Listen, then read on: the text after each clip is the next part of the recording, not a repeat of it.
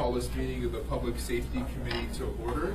Mandy, Honest, our staff will be back shortly with another copy of the original alcohol tax proposal. Let's start with introductions. Mr. Perez-Revilla. Mr. Perez-Revilla. John Weddleton. Felix Rivera. Forrest Dunbar. Pete Peterson. Mike Salazar. Crystal Kennedy. Yes. Anthony Gates. Thank you. So we have a little time today to discuss the various revenue proposals. We have with us the Chief of Police and the Fire Chief to perhaps go into a little more detail about how these revenues might be used, the ones that are specific to public safety. Obviously, the alcohol tax isn't entirely dedicated to public safety. And actually, I think John's DS version cuts that out entirely. But at least a portion of the funding will go to public safety. So we want to have a conversation about how it would be used. And also, we can use this as a forum to have a little bit more in-depth conversation about the proposals themselves, what we see as the cost and benefits. Last night, most of you, I think perhaps all of you, were at the Assembly Town Hall, and we presented to the public, and we had a response from the public. This is an opportunity for us to have a discussion with each other, and hopefully hear from some subject matter experts as well, and dig in a little deeper into these proposals. So I believe, Mr. Dyson, you are first on the agenda. Do you have a presentation? Yeah. Oh, do you want to do that now? Yes. Where's the clicker? I do. Hold on. I thought you were talking about it for tonight. Let me grab it. Just parenthetically, Mr. Chair, we had a medical emergency, and I want to say that dispatch and medical person that talked to us did an excellent job, and the people that responded did a great job. And given the combination of things, they may have saved their life. And so if we ever get to a discussion I'm in on the budget for that department, I'll have to declare a conflict of interest. I've had skin in that game. Thank you, Mr. Dyson. And I appreciate the chair allowing some flexibility on the schedule last night to let me do my thing and leave. Absolutely, first.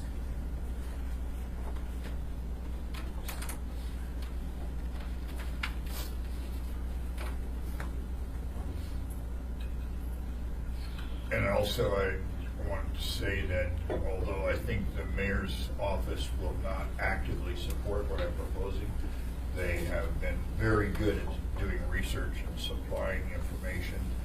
And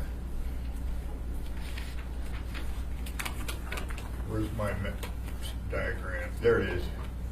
All right. So, and not speaking for the mayor, but I understand that the analysis we've gone through here is pretty darn accurate in indicating where the problems are. So this is an engineer's schematic. The crimes and criminals enter the criminal justice pipeline over here, and then there are all these choke points in the pipe, and what I call leaks or overflows. And the net is that when all the people that fall through the cracks here and get dismissed from the system, many of them get recycled. 2,000 to 3,000 per year are not going to court and being adjudicated. And some of them, I suspect most of them, will reoffend on some level. And remember, these are misdemeanors, and these are generally not complicated cases, and so on. So that's an issue that we're trying to address here, is to get the resources, i.e. staff, necessary to eliminate these choke points.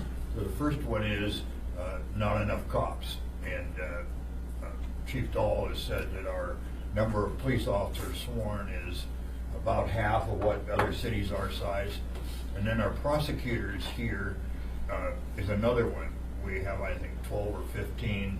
They're averaging 250 cases Mr. Gates came up with some national standards that said 125 might be about what you can handle. So these cases are being dropped, these 2,000 to 3,000, because of lack of resources to prosecute the cases. Some police officer friends of mine have told me that they nailed the same guy for property crimes 3 times before the first one gets tried. So, you know, that's a real problem. Certainly, Mr. Justin. Ms. Zolotel, do you, first I want to acknowledge that Ms. LaFrance has joined us, and then Ms. Zolotel, did you have a question? Yeah, if I may, I have a couple of questions about Sure, your I'm schematic sorry. here. No, so if the tax were to pass, is it your proposition then that we would take over some of the functions that the state is currently responsible for? Yeah, that's an excellent question, and it is both a bit of a policy and political decision. As the state has in general been doing all of the felonies for a long time. Mr. Croft here, just in the last year, got something through where we would do a follow-up if one of the cases we were handling went to a felony level.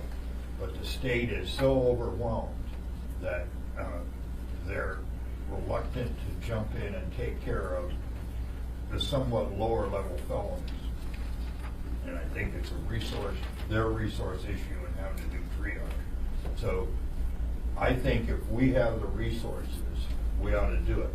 The mayor has a very legitimate concern. If we start doing what the state has done in the past, even if they get their financial house in order, he worries or is concerned that they won't come back to pick it up. That's a very legitimate one. Fair. I think the state will, we have a far greater chance of getting our financial house in order than they do, because we can control more of the variables and so on. So I think we should do that, or consider it, get a bargain deal with the state.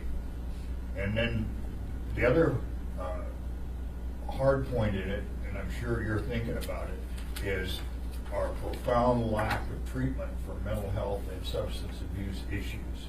And we have lots of cases where court-ordered treatment and so on, and it isn't available for months. What do you do with that person? Warehouse him in jail, while he's waiting?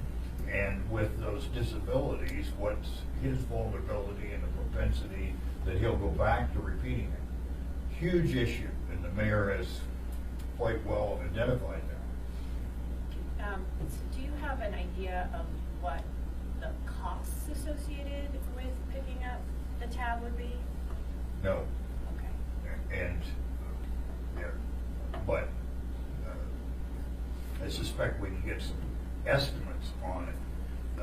And I might say parenthetically, since we drafted this, just back of the envelope thing, the administration was telling me 3 months ago that a 3% sales tax had produced about $90 million a year. Now I've gotten information from them that says it might be 110 to 150 million. And that's a game changer for me. And when I get done with this, I will say to you, we have some choices to make, because there's more revenue than I ever planned on. And should we drop it down from the 3%, or should we put more of it into tax relief, or should we make it a seasonal one, a tax where we're nailing the visitors and so on, and so on. So those are tactical, practical. Can I do one more? Oh, thank you. So one of my concerns, because this is a time-limited tax, is if we take on the responsibility and we show great success and the state doesn't take it back over, is what do we do when the time is up? Yep. It'll be your job to figure that out. I hope you're still here. I wanted to do this temporary for a couple of reasons. One of them is just tactical. Selling this to the voters and the taxpayers and so on. I assumed that 6 years, and we would have a year anticipating that, we could gear up, have the resources in place, and to have a very significant impact on crime in our area and so on. And then if we knock the peaks off of that and stop recycling of criminals and so on, that the picture, it'd be nearly 8 years from now, you know, because of the ramp up time, that it'd be very, very different. And that you all are here, will be able to evaluate it. And then we can plan for it and have some time to do it. And then you'll have the decision of should we go back to the voters and ask them to extend this some level, you know, for the future. And there's nothing magic about the 6 years. There's nothing magic about the 3%. Thank you. All right, so, Mr. Gates. I would just like to add one thing here. In this structure of the taxes collected for property tax relief, it's been turned out it's dedicated to that value here. But for the public safety and crime value, dedication of revenues, the taxes collected, you could spend that year or the next year, or could you spend years and then later, maybe after 6 years of tax, you still have money left over. Spent the following years until that's gone. The dedication, though, restricts that tax revenue. So if you collect more than you wanted, you could spend it in subsequent years, just as long as it follows the dedication. And excellent point. And I would argue that one of the things we want to accomplish, and we should make some progress with, is build people's confidence in the criminal justice system, you know, and in ourselves as an institution. That we're not going to misuse this, and if their need is excess funds that we can't spend responsibly, that it would go to tax relief, or we would dial it down. I believe you all would have the authority to reduce the taxes without going back to the voters and so on. The other thing that we put in here is that in order to increase the integrity of what we're doing and taxpayer confidence, is to have a very good audit of where these funds go. And so we can look everybody in the eye and say, we haven't been pledging here. This was committed to public safety and we're on the road to do it. A couple, three other details here. The state has their labs, the whole thing's kind of derailed. They lost the director. They've got several other vacancies. They're not doing well. In addition to the genetic stuff, i.e. DNA, they have been, I understand, not able to process the alcohol or the drug-related blood tests, and that has had people who have been busted for driving impaired. The prosecutors are waiting for that information back. Chief Dahl can correct me. I think I'm in general right. So that's the whole of it. I think this drawing is helpful. So what we want to do is make the system work, Mr. Chairman. Are you going to go through the rest of the presentation, or do you want us to start having specific questions about this? The latter. Okay. And there's a very good list of things in here that are not taxed. So I wanted to ask you about that. I have two main sort of places I want to talk to you about. The first is where the funds are dedicated to on page 3. And I think I have the S version here, so this is the most recent. And the second is I wanted to talk about how you arrived at these particular exemptions as opposed to others. So on page 3, looking at your dedication language, half the property tax relief, which I'm sort of two minds of. I get why tactically that's smart politically, but it does have the effect, because I don't think that rents come down the same way that property taxes do. I think it will have the effect of making this even more aggressive than a typical sales tax. But that aside, in subsection 2, when you're talking about dedication language, in B you say prosecutors and support staff for them. Does that, maybe it's somewhere else in here, does that include our defense contract? So, you know, this could be read simply to say we're going to put more money into prosecution, but you have to put more money into defense. that's a profoundly good question. And you, because of your training, realize that in order to have a criminal justice system work, it's got to be a relatively level playing field. And we're woefully short on the public defenders. So right, and the way it works in the municipal level, we actually have a sort of a private contract that goes through the Department of Law. So I guess my question is that somewhere in here? Maybe it's a question for Mr. Gates. Is that somewhere in here? Is that in one of the definitions I can see? Or is that an amendment? For adding funding for a criminal defense contract. Just to be clear, that it's not expressly or explicitly here. I would argue that prosecution necessarily involves providing for defense for indigent persons. Right, but this doesn't say prosecution. It says prosecutors and support staff for them. It's like it's more specific. Yeah, that's a It good. is. I think that would be an excellent amendment to make here at this point, prosecution and support staff and defense. So two other quick ones just on this, like very specific. So on C, it's mental health and behavioral health services for inmates and convicts. But first of all, I don't think we use the term convicts anymore. But beyond that, a lot of our programs are diversionary programs, so it's before someone becomes an inmate or a convict. I mean, why not broaden that so that it's, first of all, I think you should also put substance abuse in there, and you can disagree if I do an amendment for that or not, but why not make the mental health and behavioral health services available to sort of people on a sort of longer, different points of the pipe than just when they're inmates? No, you're exactly right. And we'll good catch, and we'll make sure that that's clear for. Okay, and then the last thing, kind of similar to that, on D, it's you said criminal courts and parole supervision.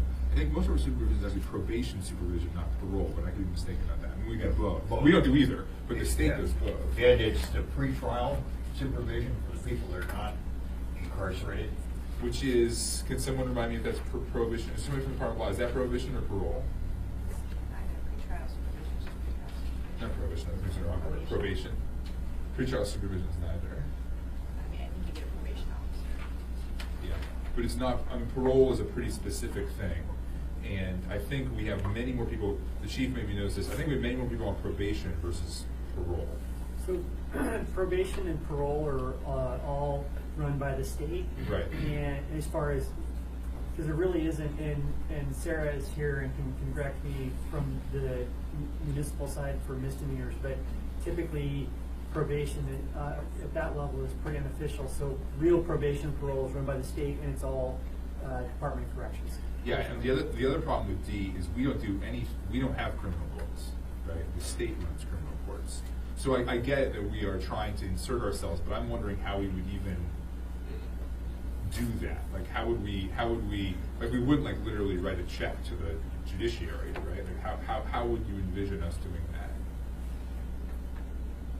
I'm not equipped to answer that, but the state is going to, in my opinion, it's an informed opinion, going to be in this financial fight for a long, long time. Sure. These jobs need to be done, and I want we, the city, to have the resources, and whether we, in essence, contract with the state to do it, hire somebody independent, whatever, those functions must be taken care of in order to make this system work.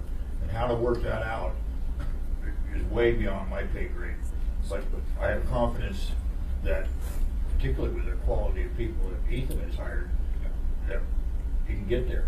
So I am not I was briefly a criminal attorney, but not really. I'm not this kind of attorney. Is there anybody here from the prosecutor's office in the Department of Law? Oh, great. I just walked in. Oh, wonderful. Can you don't need to do it right now, but if you look at subsection D here, actually B, C, and D, but particularly D, I would appreciate it if you guys took a hack at this if they haven't already, and figure out how we structure this in a way that is, maybe a little more effective, I think. 150. Yeah, would you guys actually, Chief Dahl, Chief Patrick, and, Sarah. oh my gosh, Sarah, the new, Yeah. yes, could you guys, what's that? Sarah. Your last name is Sarah? That's Stanley. Miss Stanley, could you please come up and to the sit at the desk for us, to the table? Thanks.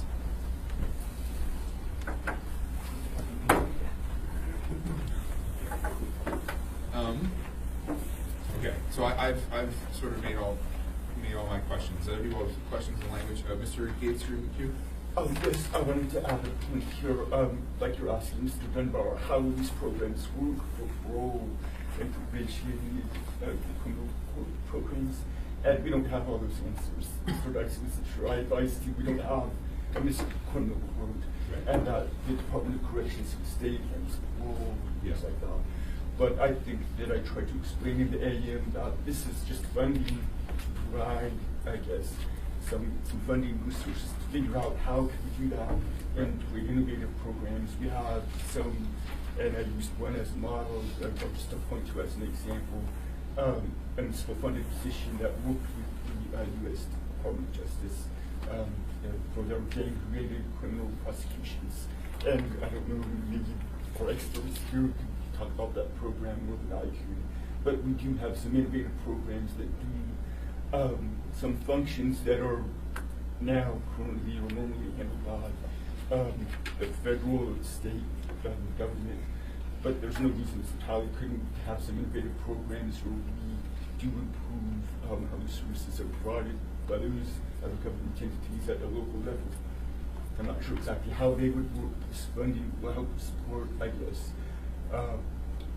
research and development of how those programs would work in those details. We don't have that for just this revenue measurement.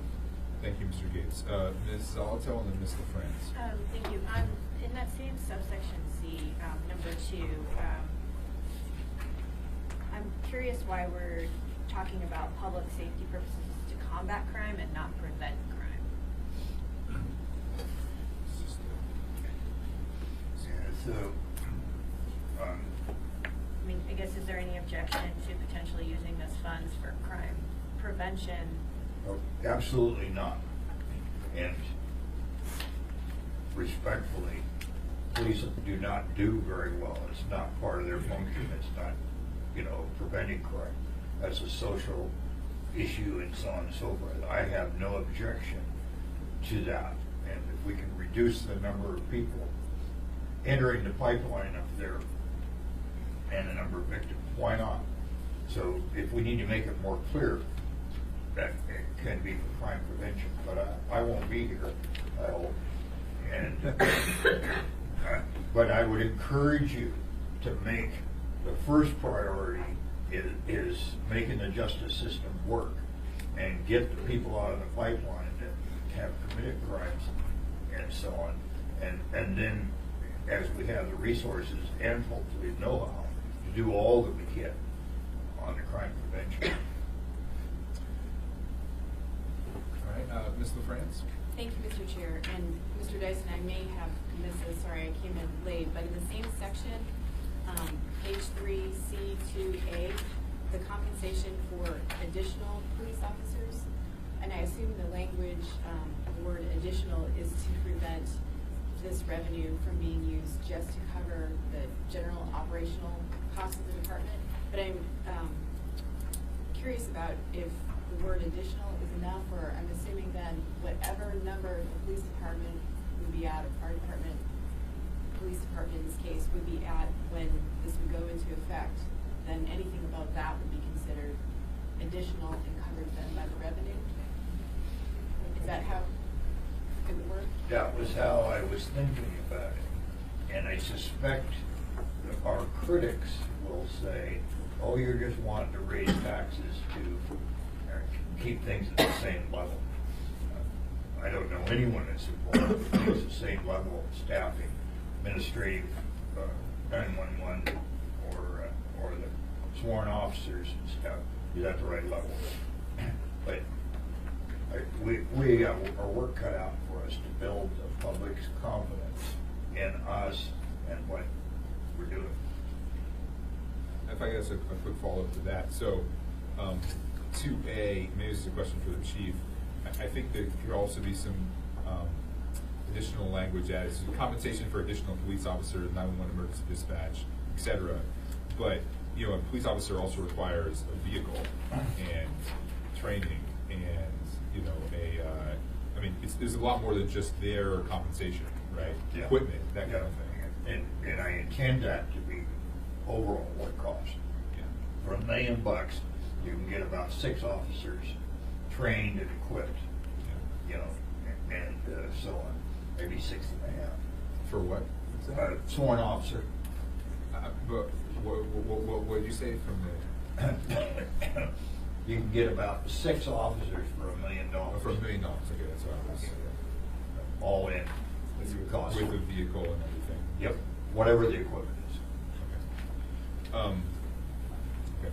So, are there any more questions about or comments about the specific language here?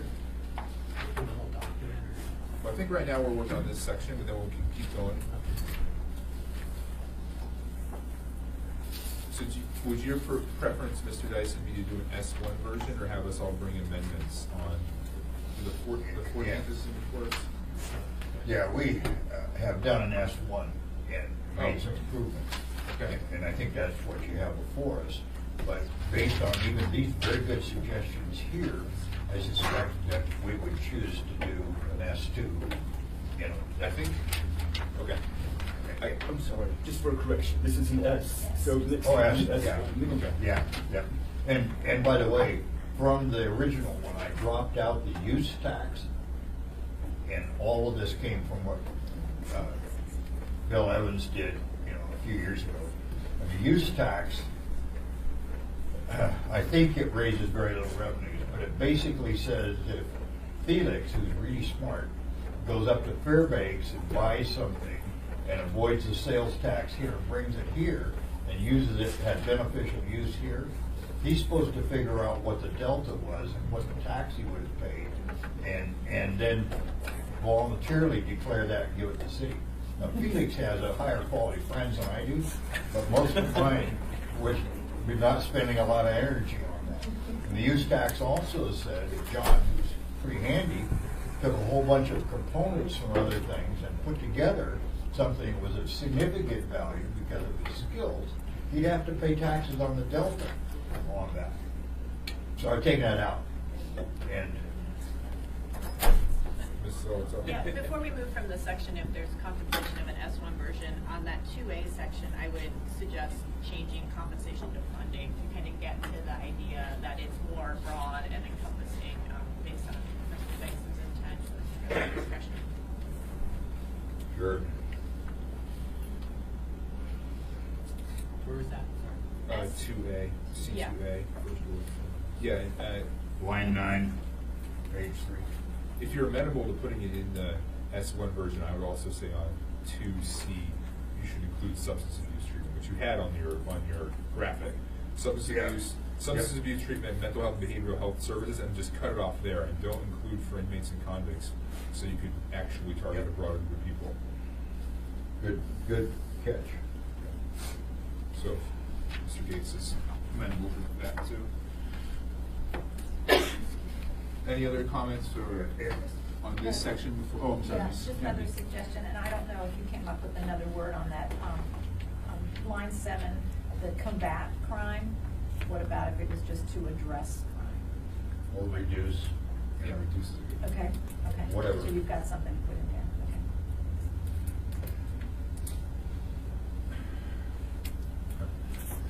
okay. Okay.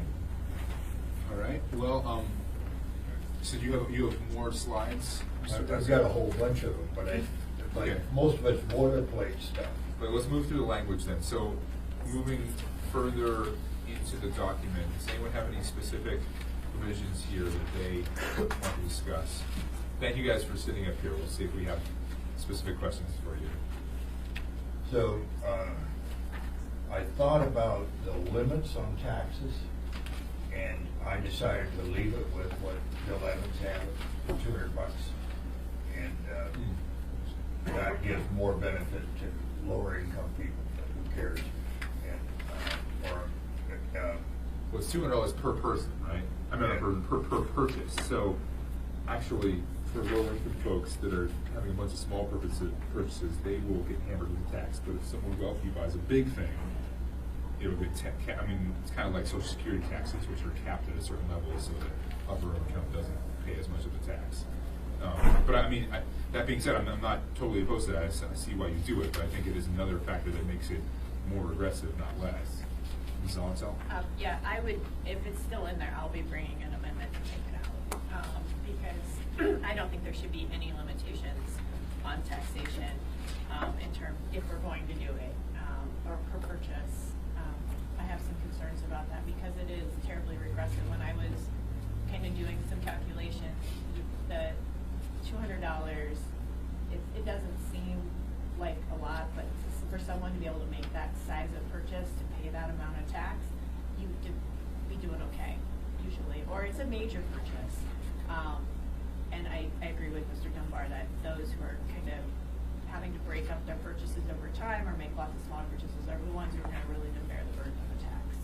Right. So like, if you buy a $7,000 car because you're buying a used car, you pay about $200 in tax and 3%, right?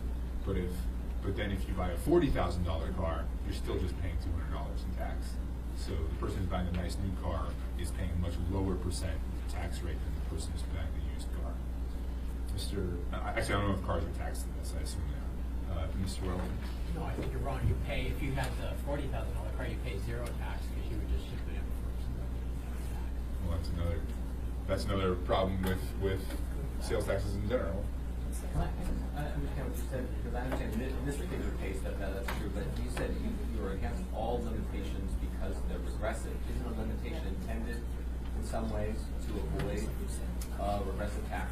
Not the idea is that you create certain limitations so that it doesn't become a regressive tax. I think the exemptions, that's true. I think, on the monetary amount though, I don't agree. No, but it's true.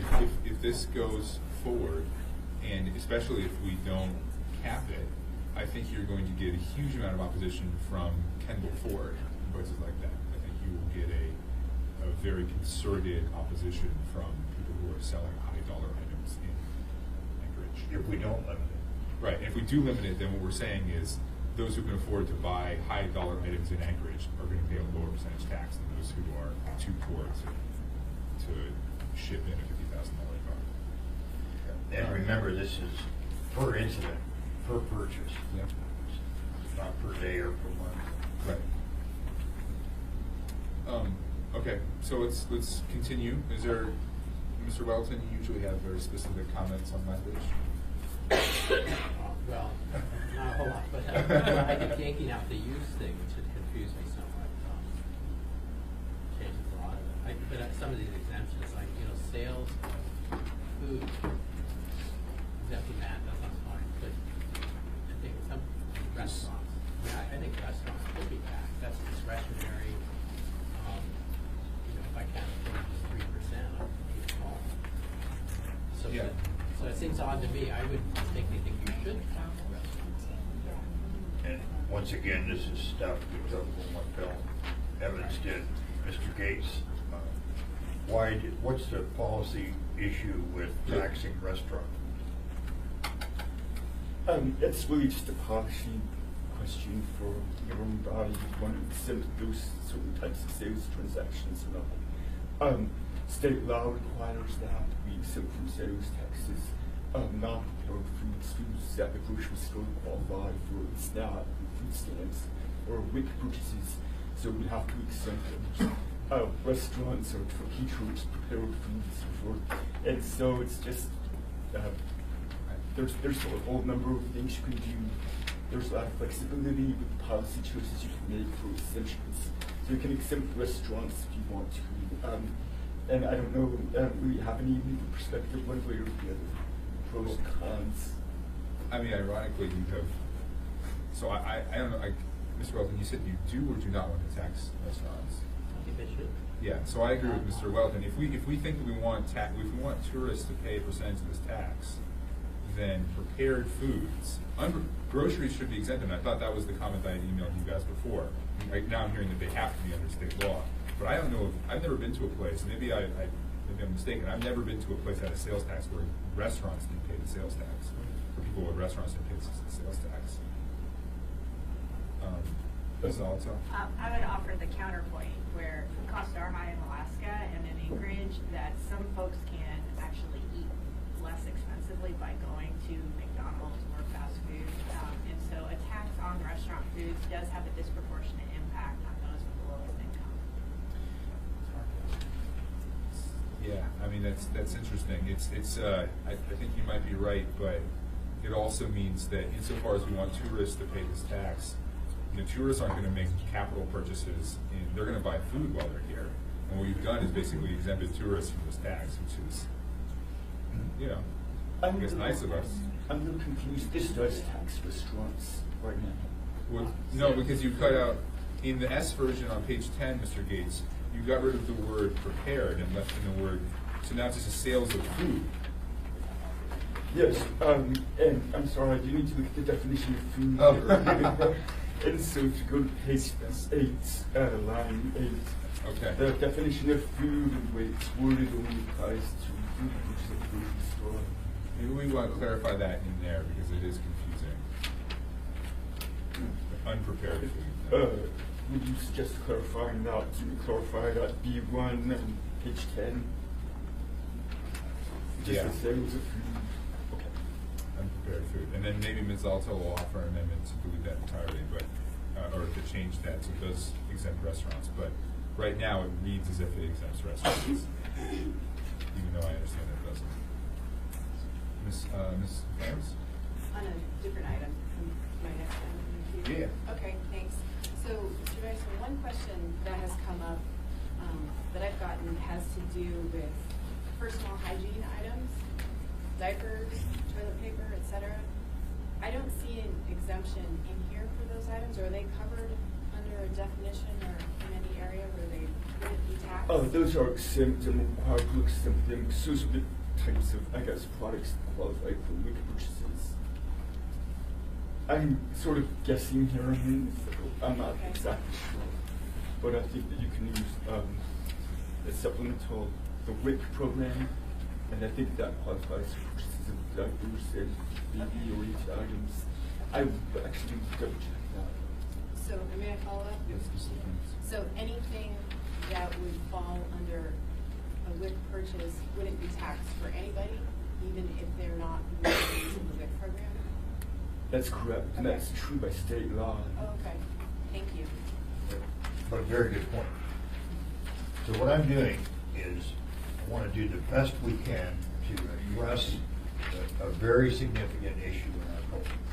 And somebody probably could figure out, what does crime cost us in our state or our city?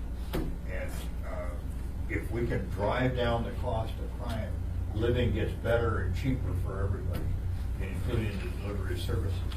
And I also am delighted with this process here, because you guys are helping to make this better and clearer, and that's very, very valuable. On the next step out, in a sense, I'm going to pander, because I need your votes to get this on the ballot.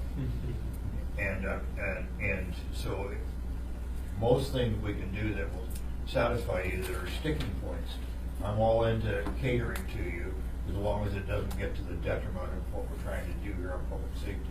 And then we've got the deal of, how do we sell this to 60% of the voters?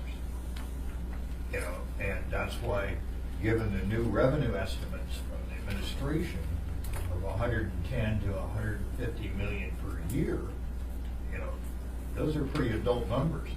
And that's why I'm needing the best product of your brains and administrations on what would be the most attractive to the voters.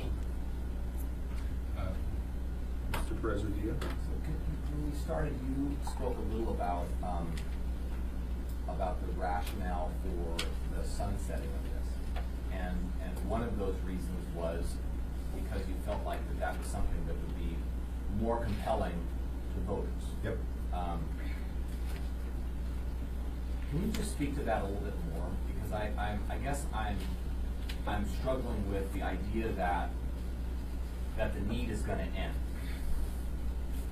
and that our revenue situation is going to drastically change in 6 years.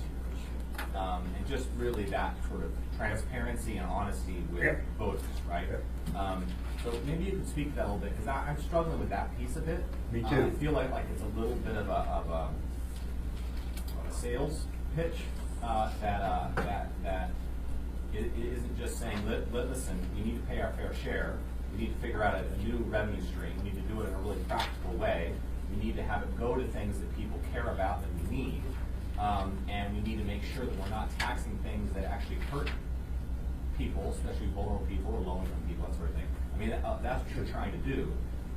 The idea that it's gonna show up and we're gonna use it and then it's gonna go away is harder for me to rationalize. So maybe you can speak to that a little bit and about sort of where you came up with 6 years and where you are with that. Yep, no, perceptive and profound question that I raised. The administration tells me it's going to take probably 2 years to ramp up to put this in place. So none of us know what the financial and social situation is going to be like 8 years from now. And what I intend here is to get us the resources to really hammer these problems we've got and to deal with them, and time to reevaluate as we gain experience, in those 8 years. And we watch what the states and the feds are doing. We've just seen the federal government got to put millions of dollars into rural law enforcement here, and so on and so forth. And we end up dealing with lots of rural problems. So it buys us the time. Also, it's a real sticking point for our taxpayers to say, all those guys in office want to do is give more and more money. And I want them to know that they're in control of this if it takes a vote. And as we learn more, and I hope you are also here, Mr. Verdier, because, but as we learn more, we and the public can decide whether or not we want to carry forward any of these provisions. But it leaves the voters in control on both ends, beginning and any extension, buys us time to address the problems and learn, and then be able to, with a whole lot better insight 5 or 6 years from now, to decide the way to go forward. So, I have a question on sorry, Ms. Ellis, I'll get to you right after. I thought the use tax was partly because of Amazon, or is there a separate provision that captures if you purchase something from Amazon and bring it into the city, is that subject to our sales tax? I have chosen to not address that issue, rightly or wrongly. I don't know if Mr. Peterson wants to talk about AML's efforts with the online sales tax. Would that help out with this? Yes, that would cover that. So that is already under. Yes, I would just add, I can't say with certainty, but I'm pretty sure that an online internet purchase from Amazon or wherever, it would still be covered by this tax, because the transactions from a person you, the municipality, purchasing, making sale to them. And I think that the Wayfair case with the Supreme Court allows them this jurisdiction to tax that transaction. And we would, I think, if this passes, looking to join the Alaska Municipal League's efforts and their coalition organization to collect that from Amazon and other online retailers. So that's a bridge we will cross when we get there, but I don't think that's a use tax question. It is a use tax application. Great, thank you. Ms. Zoloto, and then I think we need to wrap up discussion of this and move to the alcohol tax. We have about 40 minutes left. Yeah, thank you. On 18 in the exemptions, it says the sale of alcohol beverages, so long as there's separate sales tax levied. So presuming there's an alcohol tax, you won't tax them again. But if there isn't an alcohol tax, is the idea that alcoholic beverages will be taxed, and is that retail only or retail and wholesale?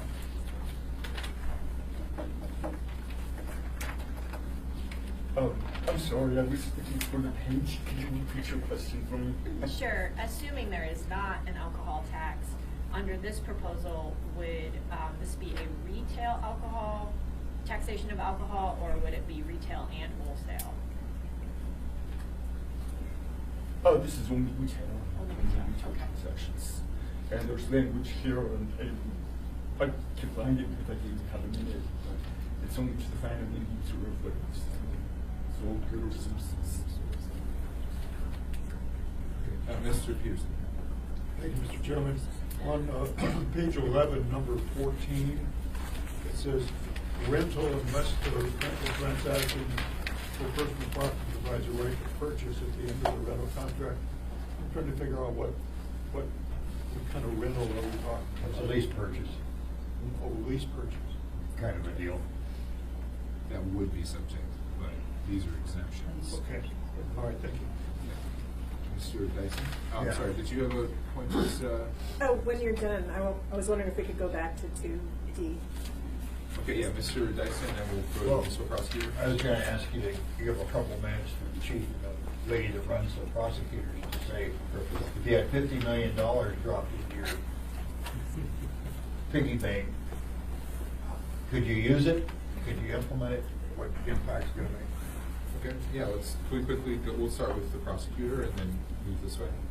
First, I just wanted to concur with what I heard when I came in, that 2D, we don't do the parole supervision. So if this said something more like municipal supporter programs for probation supervision, that might be something where we could, create a program that would be helpful to us. But the criminal courts, as you already said, are state.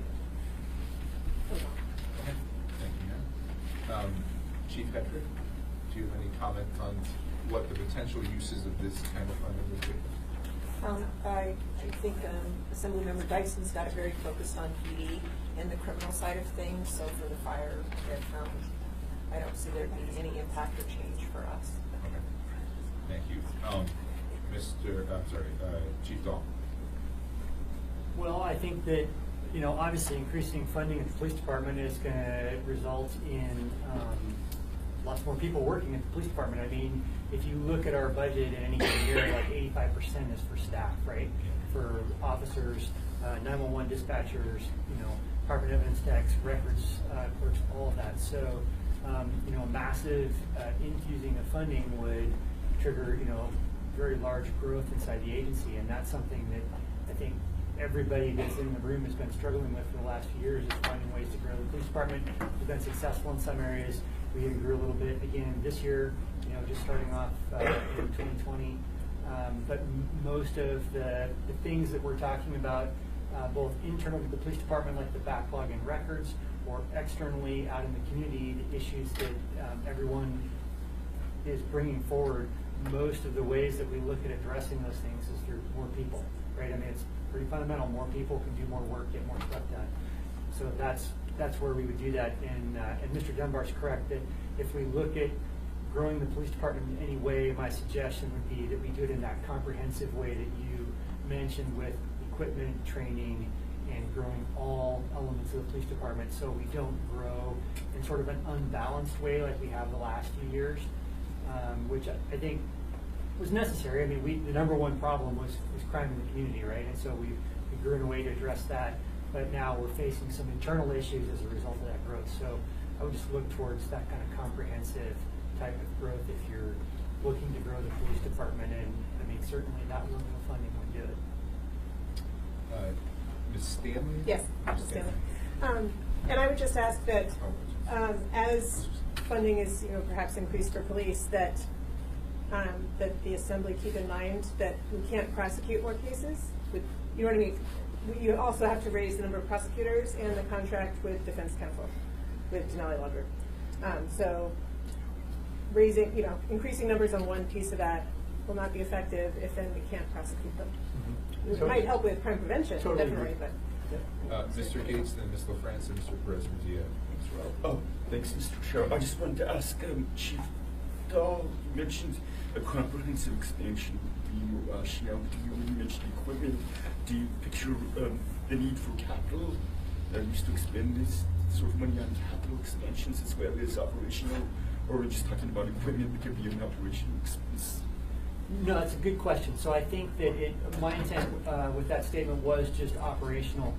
In some ways, some of the expansion we've done recently with the police department in the capital realm would really help an effort like this to grow the operational part. So, you know, we don't necessarily need to build a bigger dispatch center or, you know, a second police station or things like that, because we've sort of already accomplished some of these things. So, in my mind, when we contemplate this type and this level of growth at the police department, it's almost all in that operational sector of more police officers, more dispatchers, more records clerks, do more things, not necessarily have to acquire, you know, another facility someplace or something like that. So some of the sort of fixed cost aspects of the police department, I think, would still have to grow some, but maybe not at the same rate that the staff grows. So in some ways, you'd really get a benefit from sort of existing infrastructure inside the police department, and you can focus a lot of that towards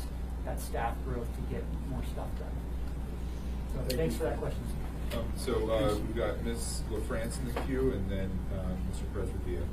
Thank you, Mr. Chair. That mostly answers my question, actually, which was how much staff growth can your facility support? Like, if you did double the force, do you have room to accommodate them in the new building and the other things?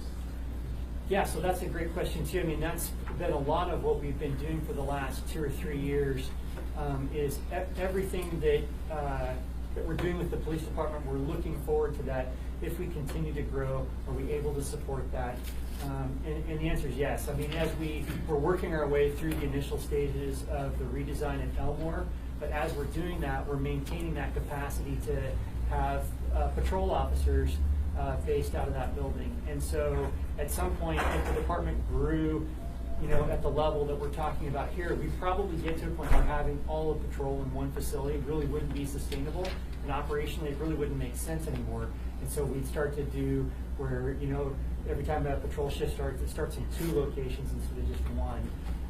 Those kinds of things. So as we work our way through all of that, when we, you know, when we acquired and sort of set up headquarters, it was all with the thought process that we could continue to grow and the facilities could handle that. Mr. Presbithia. Thank you. Chief Bell, I just wanted to, I really appreciated in Jason's presentation last night the comparison of other cities and a clearer narrative, I guess, in terms of where we are and where we need to be. And I think that's something that's really going to help with a lot of the work that we're doing to try to promote these kinds of things. But one of the comments last night was that a gentleman came up and he compared one of those cities and he said, well, they have twice as many officers, but they have twice as much crime. So more officers doesn't equate to the lower crime. I guess I realize that there's a lot in there. But I guess as we're talking about these things and as we're using those kinds of narratives to promote these things, I guess I'm wondering, you know, that isn't true. I would assume, but what is the narrative that we need to be talking about in terms of doubling our force will result in what? And that I think is the question on many people's minds, is that I think most of my constituents are feeling like I don't like where we are now. It doesn't feel like it should. So that's the question I guess I'm struggling with. Where's that narrative to say, well, if we were to increase the police force, this is what we would see. Can you share your thoughts on that for us? Yeah, absolutely. So, I mean, that's a really good question, right? And people ask us all the time, like, how big should the police department be? And my response typically is, well, that's a community decision. But if we don't feel like where we are now is good, then we need to talk, and we want more activity by the police department. We need to talk about that growth and how that should work. So, as far as your question about what that looks like, it's a lot of different things. You know, think about the things that we hear that are concerns from citizens. Well, I called the police department, it took 2 hours to show up. Well, we grow the patrol division, and also I called 911 to get the police to show up, and it took 2 minutes to answer. And we grow dispatch, and those wait times come down. And that feels like a better response from the police department if you're the person that's waiting for patrol to show up. So larger patrol division. We also, of course, know that larger patrol division, more officers on the road at any given time, more police cars, more visibility. That has an impact on people's feeling of safety in the city, and it also has an impact on crime. There is, not surprisingly, research that shows that a more visible, more active police department tends to reduce crime, especially if it's targeted in high crime areas. It also is felt in that right now, frankly, we don't have enough property crime investigators to work all the property crimes that we take. So if you've ever talked to somebody that's like, hey, I reported a theft of, however many thousands of dollars to the police department, and they said that it wasn't big enough to assign an investigator to, which is kind of crazy when you say that out loud in the light of day, to think that there are some theft cases that we don't assign detectives to because we just don't have enough. We have a larger police department, we have an adequately sized detective division, those cases get assigned. And I think, I spoke to Mr. Peterson and Mr. Rivera about traffic concerns, even some relatively low-level traffic concerns at the beginning of this meeting. And people feel like sometimes there's not enough traffic enforcement in Anchorage. Well, this gives us, a larger police department gives us the opportunity to assign more officers to be dedicated to the traffic unit to deal with traffic concerns all around town, both specific traffic concerns like I have speeding in my neighborhood and we can have officers assigned to go deal with that issue, or just generally more traffic enforcement in Anchorage. And I mean, I could literally touch every section of the police department and talk about what more officers in that section would do, but I think that kind of at least sets the tone a little bit. And as this discussion unfolds, I mean, we can continue to give those examples of more officers in this particular segment. This is what that looks like.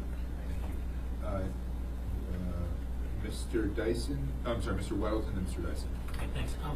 Back to Chief Patrick for a minute. So this is more focused on, it seems, APD, but if there's a real significant change in behavioral health and so on, wouldn't that help you? I mean, you're picking up a lot of drunks, drug addicts, your EMT calls. I mean, Absolutely. Is that not significant? Yes, absolutely. If some of these funds were used to improve substance abuse treatment, prevention, mental health, and behavioral health treatment, that would directly impact our call volume. We're hoping it would be great, but not knowing how those funds are dedicated and at what level, it is hard to really put a number on it. It is really our expectation that any time the social side of crime prevention, I think is probably the best way to say it. Anytime any of those are tackled, it will directly impact our call volume and drive those numbers down and leave us more available for the stuff we should be doing, which are, fires, community risk reduction to encourage people to be safer, but also be available for our significant medical calls, which is what we're really needed to do. Thanks. Thank you, Mr. Weddleton. Mr. Dyson. Just an overview. I'd like to remind us all that we have child sexual abuse and rape, domestic violence at 2 or 3 times the national average, I think, with child abuse at 4. We also, our country incarcerates people at the highest rate of any in the Western world, and we in Alaska incarcerate the highest percentage here. We've got a very significant problem. And by the way, the children that get raped and stuff, surprisingly, 1/3 of them are little boys, and that's very troubling. So here we've got these huge crime problems, and we've seen our homicide thing go up. Who knows what's driving that? But those are trends we've got to deal with. And remember, right here, yeah, so anyways, I lost it. But the 2,000 or 3,000 people that we're not prosecuting a year, we plug the holes where they're draining out of the pipes. That's going to have a huge impact, and so on. And I will contend with us all and on this issue very fairly and respectfully. But I think given the magnitude of this problem, we've got to answer the question, what did you guys do? And why didn't you address this problem of our citizens being hurt in lots of varied ways, and at least make a try at it? You know, so doing nothing is a bad choice, I think. And certainly, if anybody got a better plan, go for it. And, thank you, Mr. Chair. Mr. Rivera, then Ms. Kennedy, and then we've got to go on to the alcohol tax. Thank you, Mr. Chair. So I just want to sort of weigh in on this discussion that I've heard two of the members talk about doubling the police force, and every time I hear that, that makes me really nervous because we could double the police force, sure, but does that actually get what we want? Does that get us the results that we're looking for? And I would contend partially yes, but largely no. That doubling the police force does not get us the results we're looking for. And in fact, when I talk to my constituents, they don't ever say we want you to double the police force. They say we want you to deal and prevent crime. And multiple people here have said and owned up to the fact that adding additional officers is not the best deterrent for crime. There are other things that we can do that are better deterrents for crime. And so that's sort of a lead up to the presentation that I'll be giving on the alcohol tax. But you know, I think that's we need to be very careful when we say these types of things of double the police force, because I don't think that's generally by and large what our constituents want us to do.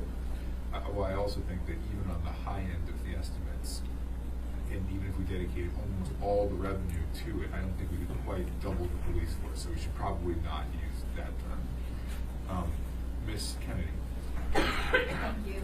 Along that line about the idea of doubling the police force, I don't think that's necessary either, but I think an increase is absolutely warranted. And I know in my neck of the woods, from North Muldoon to Eklutna, for the most part, we have 3 officers, sometimes 4, for that entire area, which is basically 46% of the entire municipality. So if we doubled that out there in my neck of the woods, we would be thrilled. So I think there is going to be an increase that needs to warrant those kinds of things, like Chief was talking about, the idea of reducing that response time. That was huge, or it could have been huge. Just that pre-Christmas time frame. We had people calling in saying, "Hey, I just watched somebody pick a package off of my neighbor's front doorstep," and I know a lot of that happened in Anchorage as well. And so for us to have the capability to basically be more responsive is not only going to catch the bad guys, but it is going to help deter the crime when people start to realize that we do have a very responsive police force.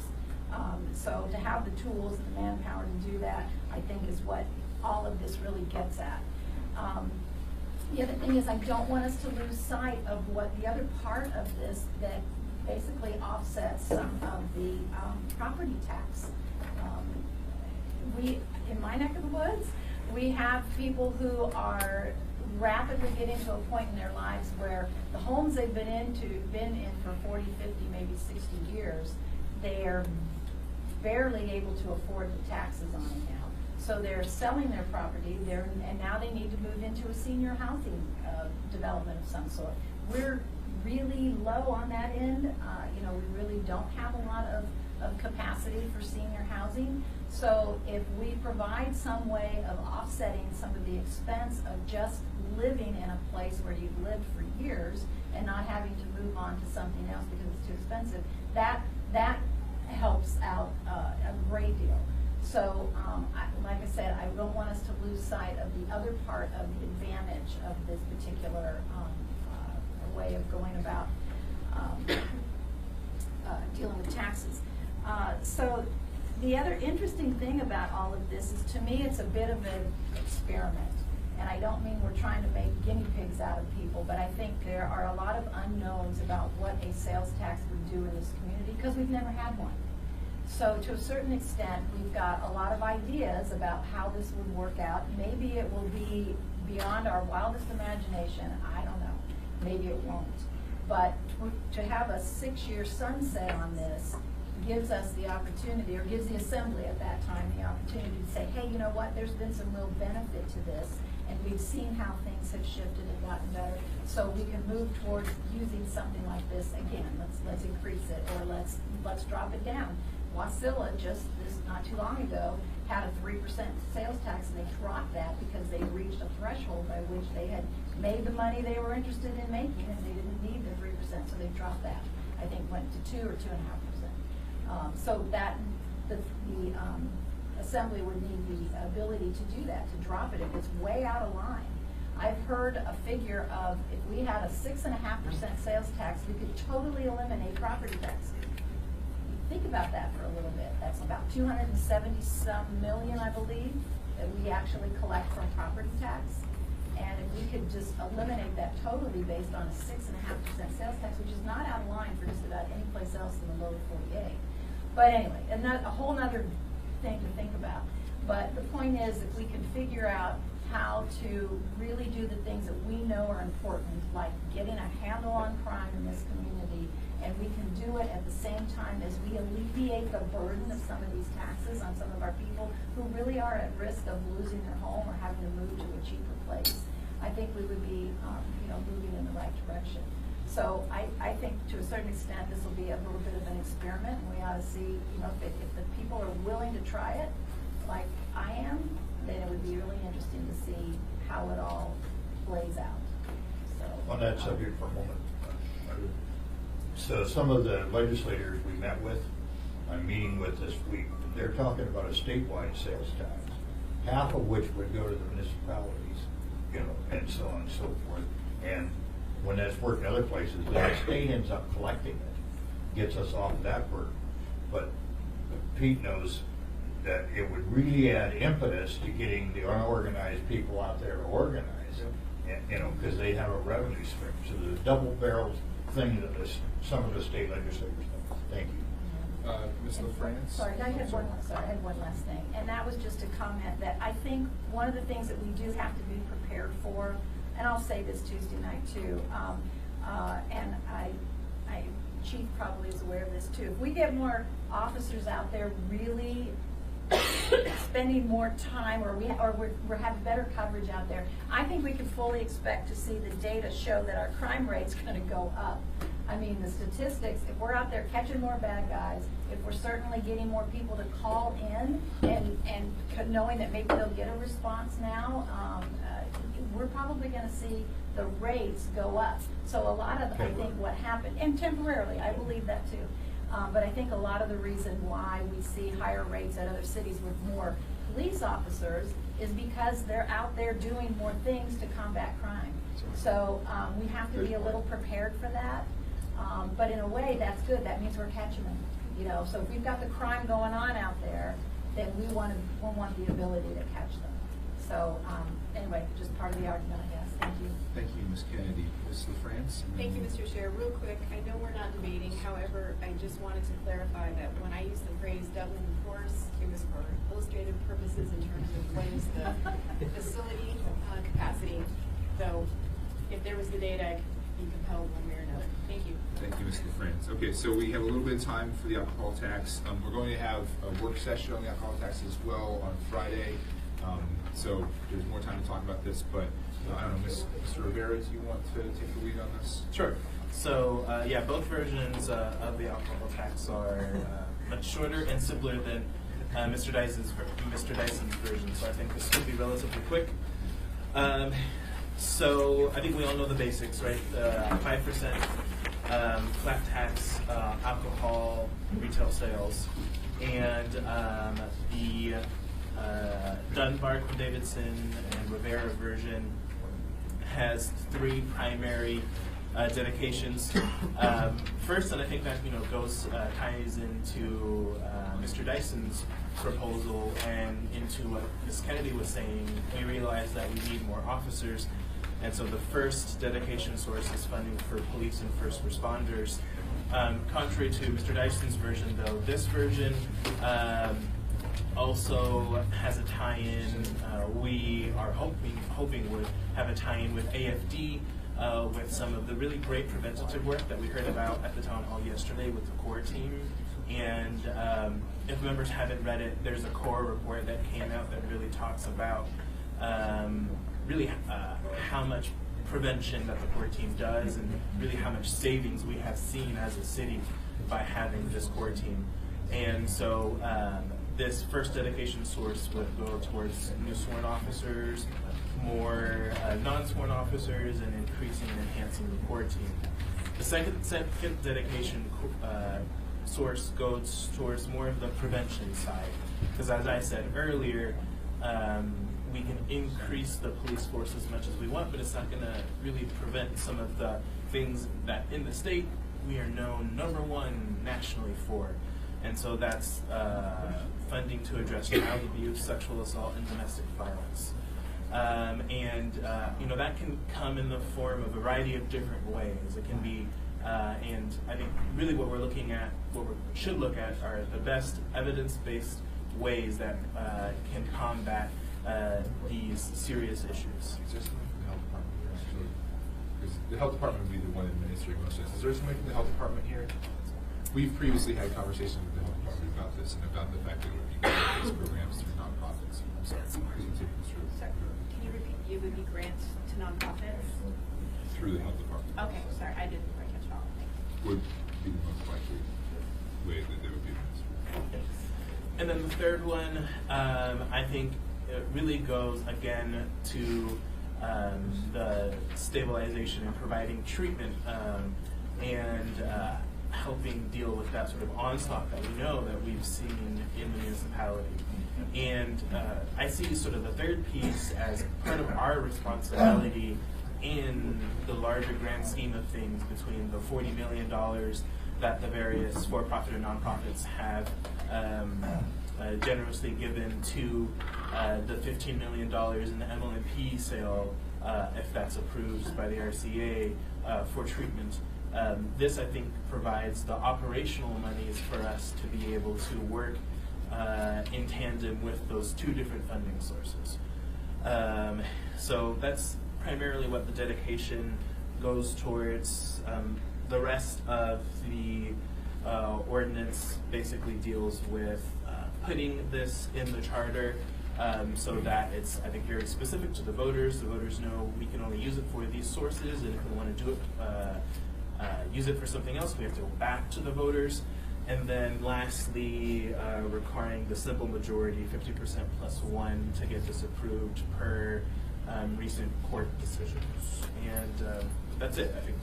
Question? Yeah, I just want to speak very briefly to this too. And Mr. Dyson, I want to address this to you. You know, in a sense, we're kind of discussing this as a preliminary to the discussion we'll have on Tuesday, but just in case we run out of time on Tuesday. I prefer this to your proposal because I think this has a much greater chance of passage.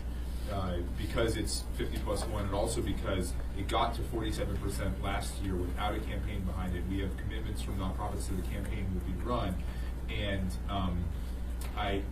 and I've seen polling data, I think we all have, that suggests that this has a real chance of passage. The last time a sales tax was on the ballot, I think it got in the low 30s. If you can present to me some evidence between now and Tuesday, or maybe the 28th if it gets pushed, that this is a realistic chance of passage, you know, somebody that's going to fight for it, somebody that, polling data that suggests it can get closer than it got last time, I'm much more likely to support it. But to me, one of the real benefits of this proposal is that it's simple and it can pass.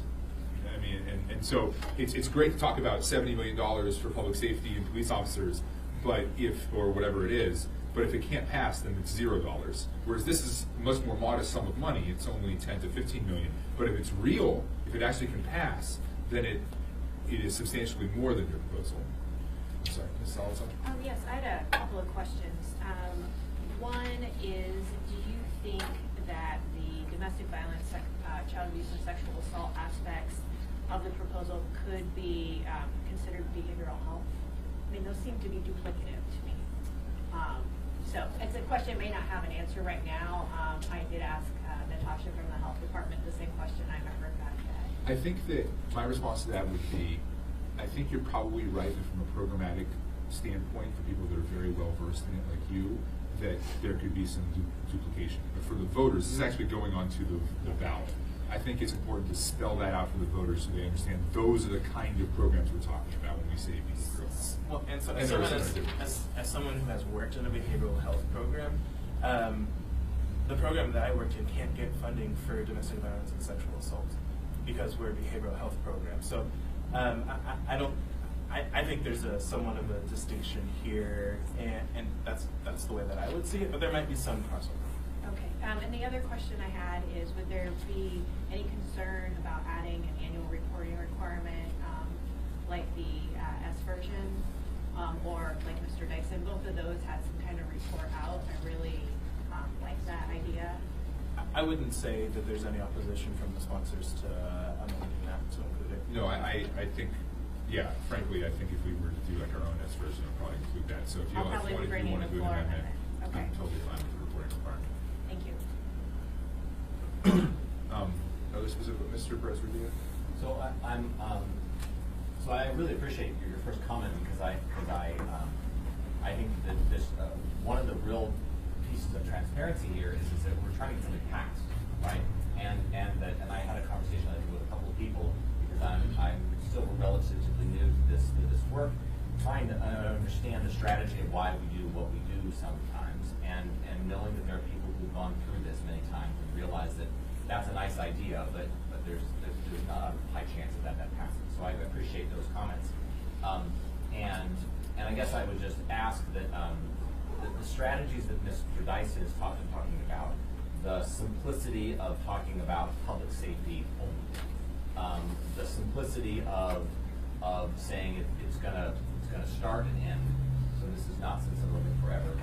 Have the sponsors considered those kinds of things as you were putting this together as a strategy to try to pull some people who may cross over because of those things?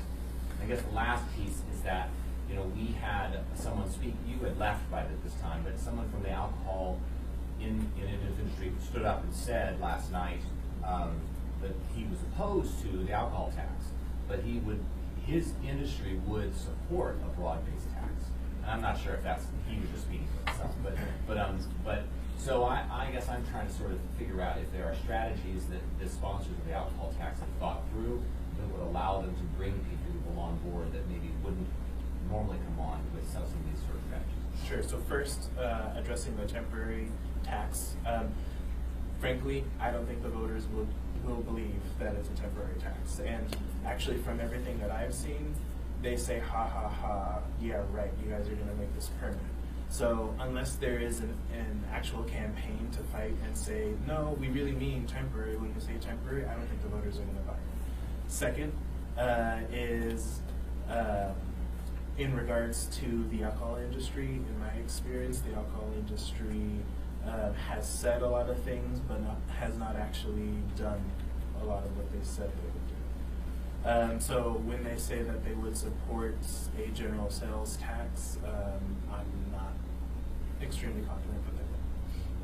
And then just the last piece about the sort of simplicity of you're addressing a number of different sort of priority areas. Is there a conversation about limiting that to something even more narrow so that the branding of it and the sort of understanding of what it's for could be even clearer? Is that conversation happening?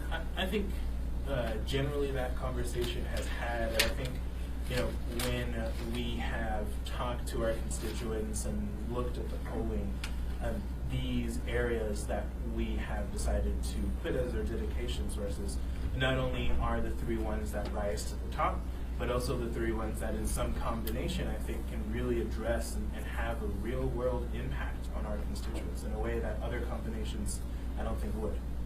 I would say also, like, we try to be a little more specific here, and so it seems more like broader maybe, or like more spelled out. That was precisely in response to critiques of the last alcohol tax when you said, well, we said it was dedicated to public safety. That term was considered too broad, right? And so these are like, when we say public safety, this is what we mean. Police and first responders, combating child sexual abuse, substance and mental health treatment. Like, we try to be more specific. But I agree with you. There's this sort of like dual messaging problem, and we're always going to hit from one side or the other. You're either not being specific enough, or you're being too broad, or not being broad enough. Ms. Salatel?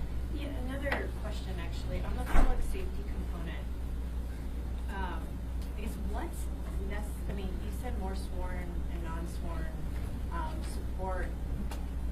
Did you consider or take into account the relief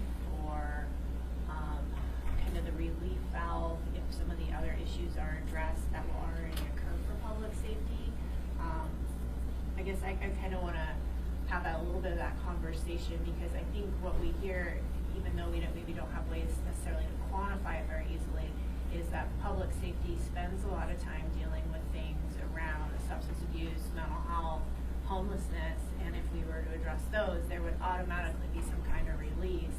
So is this really just also to add revenue so that we can have more officers, along the lines of what Mr. Dyson is suggesting?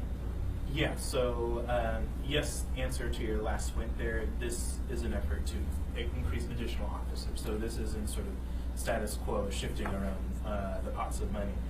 We want to add additional officers because we know that even the current level of staffing that we have isn't sufficient. And so even if we do are successful in our other areas and reduce some of the stresses put on our first responders, it still isn't going to mean we have the number of officers that we need. So I think we need to do sort of an all of above approach. May I ask a follow-up? So how do you hope to demonstrate, if the tax passes, that that's an effective use of of the tax money? Because I think with behavioral health, substance abuse, homelessness, those are things that we could show, I think, success really well. One of my concerns about any tax proposal is that a limited tax proposal is that we're able to show demonstrable success to the voters fairly quickly, so we don't possibly eliminate the chance of a general sales tax or another revenue measure in the future. So what's your strategy, or what's your thoughts on how we would demonstrate success by adding officers?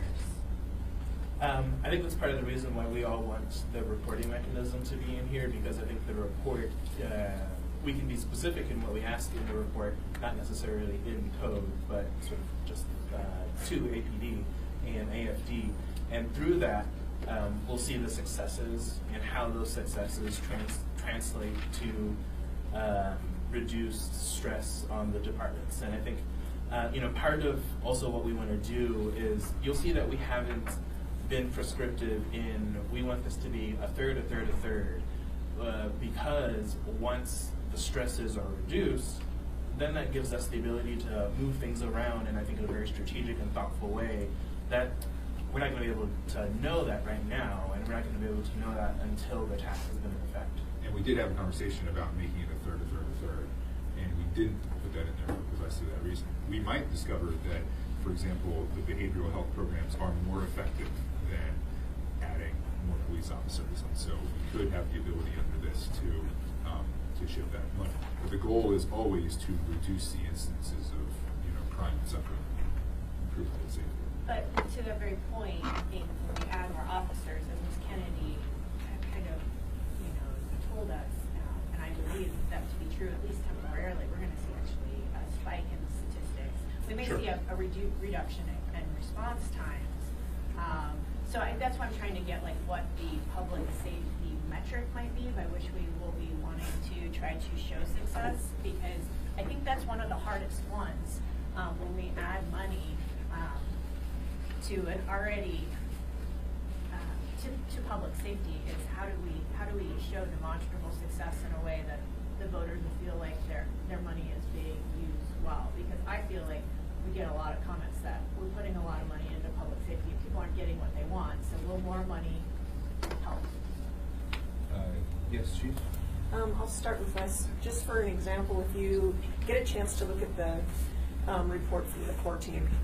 The core team's been in place for 2 years, and by team, we mean one person. I have one person dedicated to doing this work, and in his first year, he was able to save almost $500,000 worth of otherwise, money that would have been spent elsewhere. So that's a huge impact, and we already have measurements in place specifically targeted for the work of the core team. And those are reducing the number of overutilization of 911 calls. And a simple example is one of the people that we targeted on our very first year was calling and being transported 150 times a year. And 99% of those were not for any medical condition. He just was in crisis and had no other options. So that was his go-to, was calling 911. Since we've intervened, he's dropped down to 2 or 3 times a year. That's phenomenal. I've got one person doing that, and we have metrics in place to measure. If I have a team of people focused on doing that for 100 people within the community, we are going to see some numbers driven down, and that affects costs at the hospital. That affects costs with other places within the municipality, and so I think it's a really good investment. So I think we already have those measures in place, and we're already providing that information. This would just allow us to increase those efforts by 400%. Because we're taking it from a team of one to we would have a team. We would actually have 4 teams that could focus. So right now we've got one person who is trying to manage about 50 people. Now we could take that to 100 people or 200 people who are high utilizers, who are at the time right now today in crisis and a burden on our emergency response system for both PD and PD and fire department. All right, well, I think we need to move, is anybody else in the queue? I think we need to move on to, we'll do 10 more minutes. We've got a little break before the bond proposal to talk about the S version proposed by members Welton and Sullivan. Do we have 10 minutes? So it's 12:30. Can we get a motion to extend? Move to extend by 10 minutes. Okay, 10 minutes as well. Okay, well, I can go briefly. I think most of you were there yesterday. This takes changes to the basic version. Removes dedication of funding for police and first responders. Revenues can't be used for more than half the cost of operating or capital expenses for anything it would be used for. Taxes start at 2%, but could go up to a maximum of 5%, and it retains the 60% threshold for passing. Those are the key things. And it's not that I think we have too many cops or don't need more. But I think what we got pushed back last year was saying public safety was too broad. I think it's nice and it's narrow here. But we could use the revenues from this and more to deal with the core causes of a lot of our crimes, drug addiction, alcoholism, and mental health issues. And that's something new. Instead of doing more of what we've been doing, we can tell the voters it's absolutely something new. And I think it's something, I mean, our pitch is we're not getting money from the state. Well, this is stuff we expect the state to do, but they're not. So we're saying we're filling in for what the state should be doing, and this is how we're doing it. These are the things we're doing. Revenues is not more than half the cost of operating or capital expenses, and that's because when we do this, should we do it? When we build the Center for Addiction or whatever it's called out there near Cliff Road, we will become the statewide facility. Anyone who comes from anywhere in the state with a problem will be able to go there. I don't think they can be refused. And it's not right for Anchorage to be paying 100% of the state's needs, and that could be split with any other source of funds, just not these tax money. So it could be nonprofits, it could be state funds, whatever. Letting it flow from 2% to 5%. If we came out right out the gate with 5%, we got our $11 to $15 million. That would be spent very quickly. The need is there. And when the recovery center, what do we call that thing? Alaska Treatment Center, is built, now we don't have money to operate it because we've already committed our 11 to 15 million. So I just think it's better to temper. Let's do 2% out the gate, figure out how much we're going to need for that treatment center, preserve that, and then allocate the rest, and we can change that price, or the tax rate. The 60% requirement will be tough. I understand that there is there's a court decision that said, changing the charter, we 50% plus 1, or should be, and I accept that. But we've said clearly as a citizenry, in our charter, but we have an expectation that it should be 60% to do a sales tax. That's not illegal to say that. It's totally appropriate. And as tough as it is, we should stick with that. That's the expectation. There are a few other little things. I would expect to change the start date from January 1st because I understand the New Year's Eve issue. My next inclination was to do it the day after Mardi Gras because no one's drinking very much anyway. I think I will move it to February 1st. So, that's 10 minutes. So, yeah, I have a question. Do you have a question? Yeah. So I have questions for John. So it's true that the 3/5 majority is, well, it's a question whether it's constitutional or not. You're right that there is an expectation among some of the public, but I think there have been cases in the past where we have them 50% plus 1. I'm not sure if the Jason, do you remember the bed tax increase for the Medina Center, was that 50 plus 1 or 60? 50 plus 1. Okay, and that's a kind of sales tax. I mean, it's a sales tax on rental property, so or on hotel rooms. Again, it goes back to the same issue I have with Mr. Dyson's proposal, which is our proposal is 10 million to 15 million, but if you multiply it by the likelihood of its passing, let's say it's half, then you have a $7.5 million expected income. If the chances are basically zero to get over 60%, then this is illusory. I mean, what evidence do you have that the people of Anchorage would vote for this tax at more than 60%? That was one of the strong pushback points in the previous after was that. Some people voted against it just because they were offended by that. The MLMP sale, which was way more complicated, got over 60%. We can do things that are worthwhile, if you show are worthwhile, we can get 60%.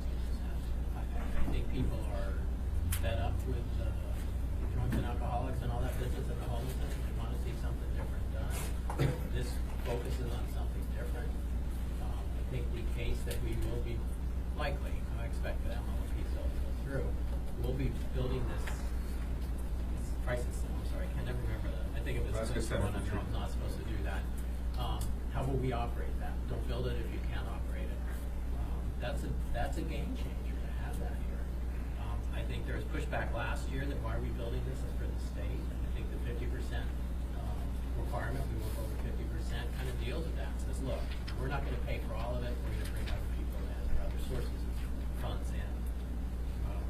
It deals with a lot of pushback issues from last year. And I think changes in the initial one deals with some of them. But I read this and it reads a lot like where we were last year. This version is substantially different. Thank you. Mr. Perez-Revilla and then Ms. Salatel. You already asked the question. Okay. I'm sorry, Ms. Salatel and Mr. Dyson. This is not going to make my co-sponsor happy, but I have a floor amendment to take it to 50% plus 1. That's fine. I expect that. Mr. Dyson and Mr. Rivera. Mr. Dyson? I've heard the same as Felix has. Those guys, this won't be a temporary, they'll figure out. We can't do it. There's no way this body can do it. And that's an educational issue. And you all know what the pirate victories, that's where you lose your whole army but won the battle, and so on and so forth. But I respected what Meg did here on the homeless issue, and very good at figuring out where the resources needed to go and where you could take them from, and very well done. I felt like standing up and cheering. Too old to do handsprings anymore, but doing that was part of the education thing. And I would have voted for it even though it was probably impractical, just because it was such a heroic shot, but really identified the problems. And if you all choose to not put my proposal on the ballot, I hope you remember it. I hope it gets some coverage. If it does go on the ballot and gets defeated, which is reasonable that would happen, I hope that as the compounding issues with crime, homeless, and so on and so forth, people say, piecemealing this thing, we're not getting there. It's time for something dramatic to show that we really care. And a year from now, I hope you are having something like this discussion, and we'll have built more public support because of what we're doing to educate. Thank you. Thank you, Mr. Dyson. Mr. Peterson? Thank you, Mr. Chairman. And I thought when we originally started talking about building this $15 million treatment center with proceeds from the sale of MLMP, that the municipality would build it and that a nonprofit would manage it and run the facility. And is that the case, Jason? Can you repeat that? I thought that when we originally were talking about taking the $15 million to build the treatment center, that the municipality would build it, but that a nonprofit would actually be managing the facility. I think that is absolutely the case, but I think one of the aspects that we have to be mindful of is what is it going to cost to operate it, and can the nonprofit actually do everything that we would expect that treatment center to be able to provide at the rate that they can do it. So I think there's always going to be the case where the municipality, the state, other nonprofit, philanthropic organizations will have to provide some operating dollars forever, essentially. Okay, all right, thank you. Well, follow up to that, and I was hoping someone from the health department would be here to talk to it, but I thought there was also kind of place that Medicaid funds would pay for some of that. Absolutely. I'm not saying it's going to be all of it, but we expect that there will be Medicaid and other insurance that will provide for some of those costs, but is not going to cover all of it. Thank you. All right, are there any closing remarks, Mr. Rivera? Thank you, Mr. Chair. So I just want to fundamentally disagree with Mr. Welleton's last comment that somehow that this proposal that Mr. Dunbar, Ms. Quinn-Davidson, and I have put together is in any way sort of just a clone of the proposal that failed. I think the only thing that's similar is that it's 5%. Everything else is fundamentally different. We've gone back to the drawing board. We've chosen what I think are the best possible dedication sources and thought well through what this would do to the system as a whole. So the only thing that's similar is 5%. Everything else is different with respect for the rest of the time. Okay. All right. With that, it's good discussion. Fortunately, we have lots more time to talk about this on Friday and Tuesday and perhaps for the rest of our lives. This meeting is closed.